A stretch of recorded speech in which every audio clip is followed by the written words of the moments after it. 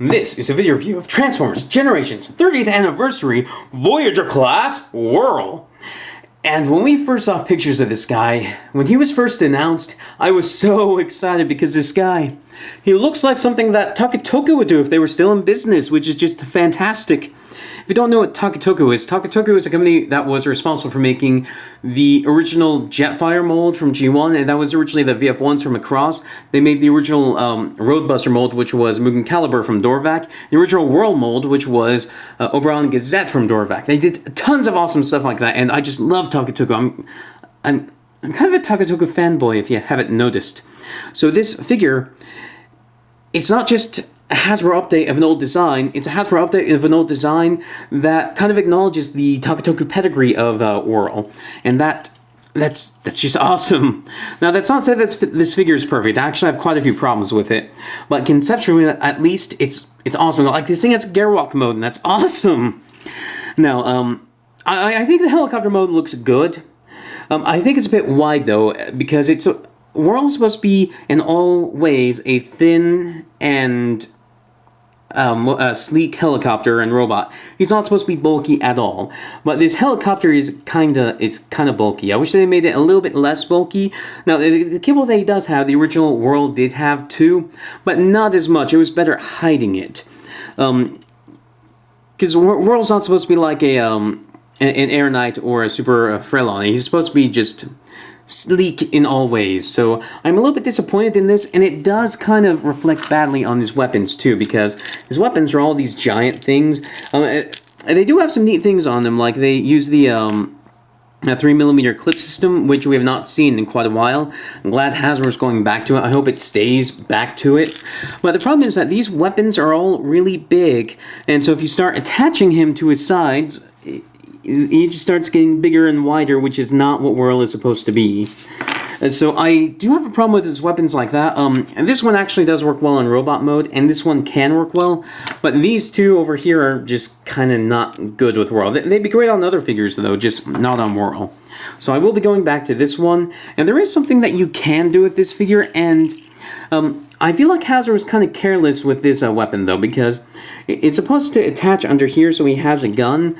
It's a bit oversized, but not bad. But the problem is that this handle sticks lower than his landing gear here, than his skid, so he ends up just being tilted back.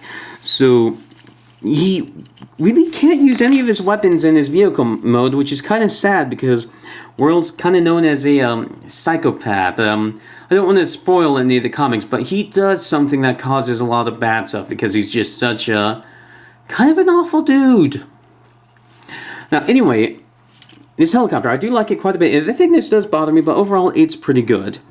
But the rotors do bother me, kind of. They're great rotors. They do spin. I like the yellow color. Contrasts well with the baby blue, which is also very nice. But what happens is that the two halves of the rotor separate so easily. So when they're split out like this, the figure is fine. They're balanced, and no matter what form you're in, the only thing I have to worry about is the blades turning because of the gyroscope effect. That's the only reason why they basically turn, unless you turn them yourself. And that's when they're balanced. But when they're not balanced, like this, they'll just whack your hand. It doesn't hurt, but it's annoying as hell, and they get in the way. And it's really annoying in the transformation, and at least halfway annoying in the robot mode. The only time it's appropriate is in the vehicle mode, when you can do this, so it looks like he's actually spinning his rotor. Now, I've talked about that.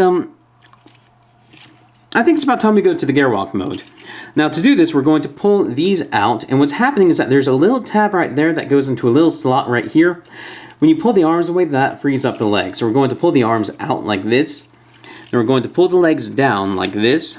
Rotate them forward like this, so that the ugly side is pointing out. And then we're going to take these dark blue strips here, we're going to push down on them, which will unlock the feet, allow us to scoot them down. And then there's a little tab on the edge of those blue bits that will clip into the bit of the foot right there. So pull the toes down, and then clip them in, and those are the feet. Then, and this joint right here is only used for the Gwalk mode. You push it back like this, And then we'll pull the arms out to the side like this, and the fingers here are geared together, so you cannot individually pose them, but they're not as likely to get loose either. And it's not like you could really do much with posing them individually either, so I'm pretty happy with how they were done. And then what we'll do is we'll take the rear section here, the tail, and this will tab in under here. And this is what makes the Gwalk mode work, because without that it would just be an unbalanced mess. Like on a lot of the Macross figures, I don't tend to like the Gwalk modes because they just don't handle the back end very much. They usually have lots of stuff hanging down, but this is a good Gwalk mode because it handles it right in an intelligent way. He's not back heavy or skinny. Well, he is skinny, but he doesn't look fragile. He looks exactly like he's supposed to. And I don't usually pose him in the Gwalk mode because even though it is a good Gwalk mode, Gwalk isn't my favorite mode of all time. I like it in the Macross TV shows. I like it there, but as a toy, it's not perfect. And as you can see, the arms here are kind of loose. Now that's about it for the Gwalk mode. It's there if you want it, and it is quite nice. Let's get on to the robot mode. And we're already quite a bit of the ways there. We've got the arms out. We slide the legs down. We're even closer to there. What we need to do now is deal with all this stuff up here. And this is where the blades get really annoying. So we're going to split this section up here. Oh, before we do that, we need to detab it. There are little tabs in there that tab into there. Now we start splitting it. And you can see his head is in there. And what really sucks about doing this is that you have to put the tail in between these two segments, but the only way to do that kind of is by bending plastic out of the way, because these little winglets here have to go inside, and there's just no easy way of doing it without bending plastic. It's easier going in than going out, but it is kind of annoying. Now, once you get the winglets in, the winglets act as tabs for these two halves, and the two halves will peg into them. And then you can push this onto his back, like this. And then we're almost done with roll. Gotta squeeze it together, gotta rotate this to the side. And I like that touch because it moves the rotor to the center. I think that's clever. And then we start posing him up, and we're basically done with the transformation. I do like the transformation. I wish the backpack were a little bit more seamless. It is kind of annoying, and it's not something that most Takatoku figures have. They tend to be very seamless when you transform them. But anyway, here's his robot mode. It looks quite nice. I like his proportions. Like, I like how the tail section here forms kind of the same shape as his nose, so you don't end up with a lot of kibble. The nose is basically the shape of the silhouette. It's just a little bit thicker.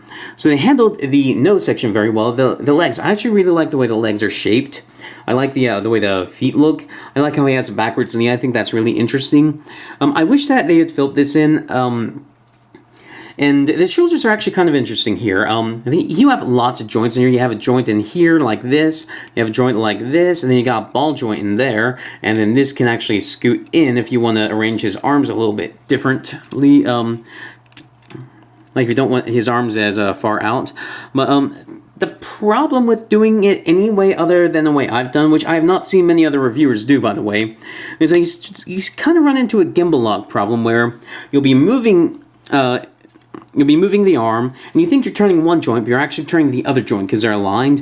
And then what that means is that when you go to move the joint in a different way, it doesn't move the way you think because you've blocked the joint off by moving it in a different way. So this is the only way that really keeps the arms from kind of tying themselves into a knot, kind of. That's the best way I can describe it.